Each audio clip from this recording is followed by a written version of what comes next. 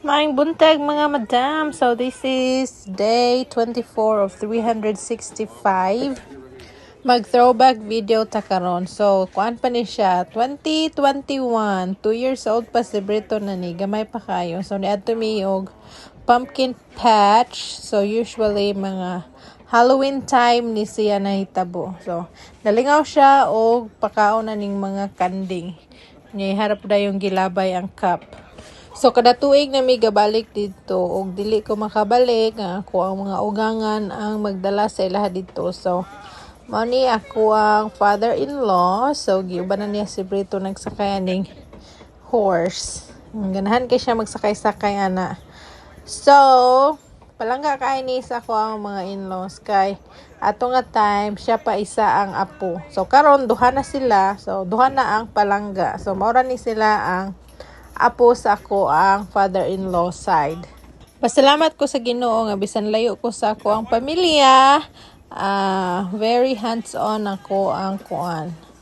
Bagong pamilya sa ako ang bana nga side. So ako ang mga in-laws, akong brother-in-law, ako ang father-in-law o step-mother-in-law is very hands-on sila sa ilahang mga apo.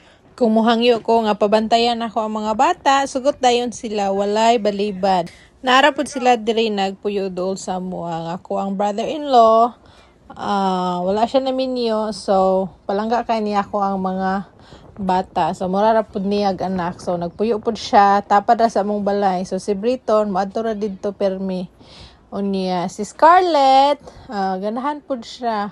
Palangga kay ni sila sa ilahang Uncle Chad. Unya ilahang papa nani, very close pud sila didto. Lahi ra gyud ang pamati labi na og naakay katabang sa pagpadako sa imong mga anak. So unay giingon nga it takes a village to raise kids. So tinuod jud na siya kay lisod jud. Saludo jud ko sa katong mga kanang mga single mom nga sila ra jud sila ra jud ang nagbantay, nagtrabaho ug tanan ilahat na ng trabaho. Walay kuan ba? Walay support system. Kana saludo kay ko sa inyo ha. Pasalamat po kog dako nga ako ang bana supportive kay sa akong mga plano. Supportive kaayo nga magstay at home mom ko. Supportive sa tanan akong buhaton. So walay labad sa ulo. So pasalamat jud ta sa Ginoo gihatagan ta og maayo nga partner sa kinabuhi. So tanawan ninyo ning mga kanding mga cute kay ni sila as in. Cute ka ay lingaw kay sila nag-slide sa ilahang playground. So dito ni siya sa Jackson Farm. So mga layo-layo po ni sa mga isa ka oras ang biyahe.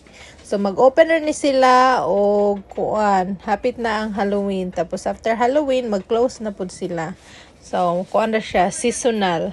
So mao nang makapanahon mi moadto jud para malingaw po ang mga bata.